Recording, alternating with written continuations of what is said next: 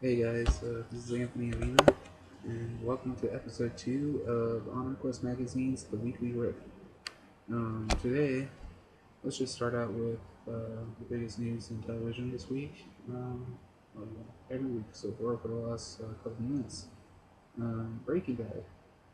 Oh my gosh, what the hell, right?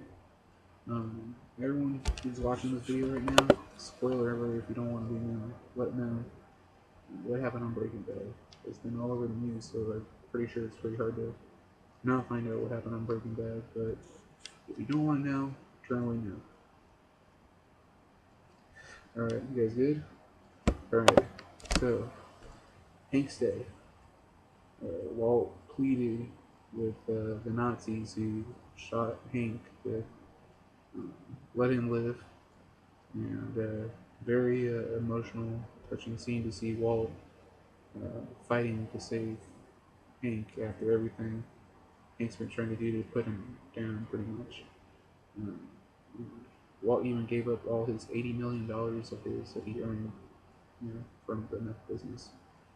But in the end, Hank looked at him and told him he knew what was happening and that he already made up his mind. And before Hank could say anything else, he went out, with dignity and got shot.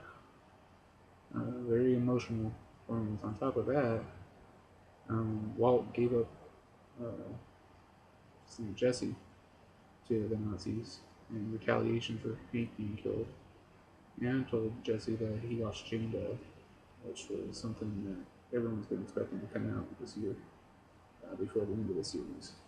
Uh, Jesse was beaten, tortured, and now he's being locked up and forced to take meth like he's some sort of lab god. Very, very sad. And on top of that, um, when Walt got back and was trying to get his family out, Skyler told Junior all about Walt, and there was a whole huge fight, and it ended with Walt kidnapping his baby girl, and he ended up leaving her at a fire station. So he became public enemy #1. His secret is out. So a lot of stuff happened this week on Breaking Bad. And there's only 2 episodes left, so I can't imagine what's going to happen to get to the point where Walt is buying a machine gun and getting the licensing that we've seen from the flash forwards.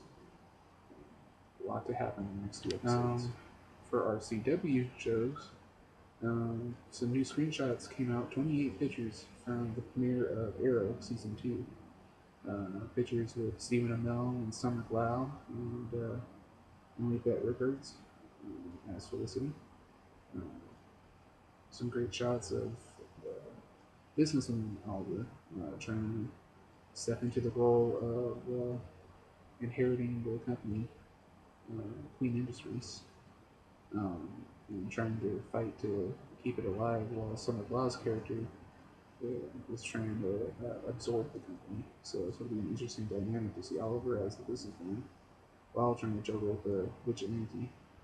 Um, Also, some new interviews and little mini teasers from the Vampire Diaries and the Originals. The Originals being the spin off series of the Vampire Diaries focusing on the original family, the original vampires.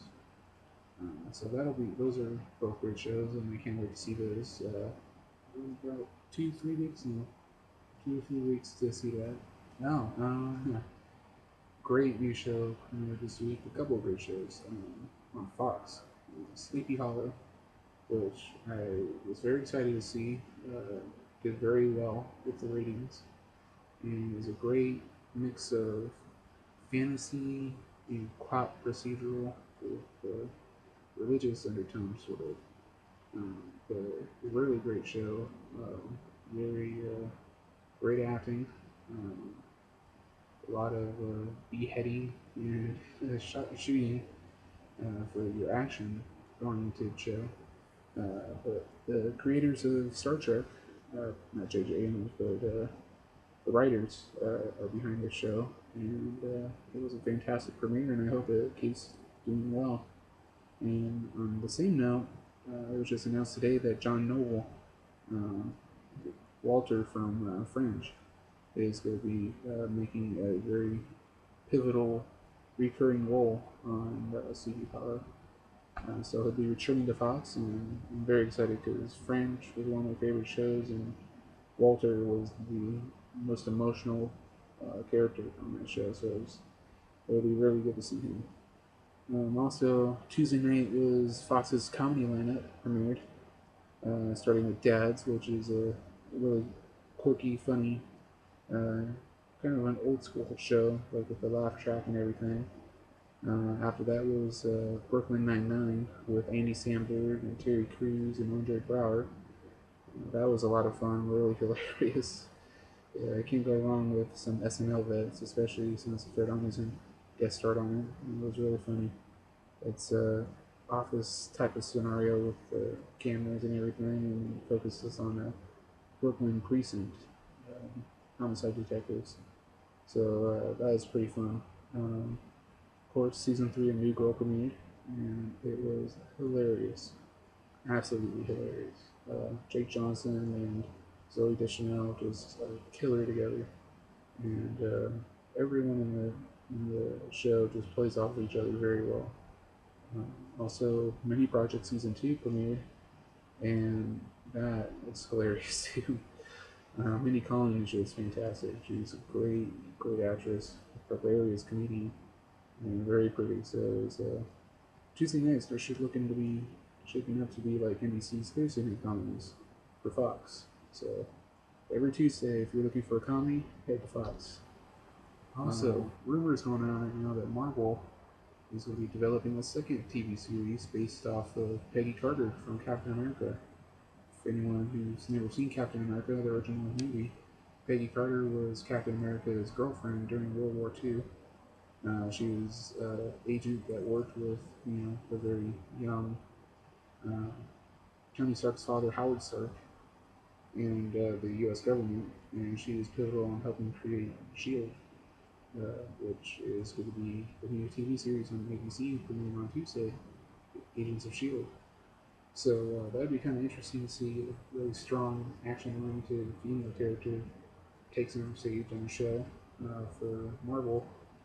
And also, there's rumors that there's going to be a feature film featuring a female superhero for the first time for Marvel, which would be really awesome. We've had Black Widow obviously has made an appearance in the Avengers and in other movies, but we've never seen a very female superhero centric film. So that would be really good to see.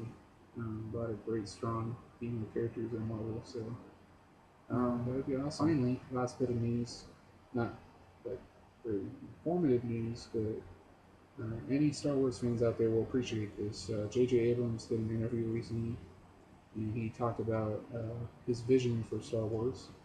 And he described it as wanting to make a very emotional and authentic Star Wars. Despite the very fantastic elements of the story, obviously, no one is really flying the Millennium Falcon out there in the world. But besides all that, he wants to make very rich characters and create very strong emotional ties. And I think he's done a great job of that with the Star Trek series. And I personally have only watched a few episodes of the original series, but the two films that have come out in recent years by J.J. Abrams for Star Trek, just very deep emotional stories and character growth, and I think he's the man for the job to bring that element to Star Wars. So I'm very excited. Um, that's my excited face. But yeah, it's going to be really awesome. So that's it for the recap. Question of the day. Let's see. Okay, I got it. Marvel, obviously, I just said, is going to be looking to make female-oriented superhero films and TV series, making some very strong female characters. With that in mind, do you think it's time for DC to step up its game and create a Wonder Woman show or film to interact with Henry Cavill's Man of Steel and Ben Affleck's Batman? And if so, who do you think should play her? A lot of names have been thrown around for over the years. Jamie Alexander, Olivia Wilde, Gina Torres, yeah, from Firefly. A lot of names out there. Who do you think would be best? Let us know. Leave comments or video responses below, and tell us what you guys think. And that does it for me. This has been episode 2 of Honor Quest Magazine's weekly riff. I hope you guys enjoyed it. Just made a first episode of Gaming and Technology on Request with Anthony Avina. That can be found on this channel as well. I'll put a link below. And yeah, I'm glad you guys enjoy it. Leave comments letting us know what you think of the show so far. And again, answer the question of the day: who would you want to be Wonder Woman? Thank you guys. This is Anthony Avina signing off. Thanks, guys.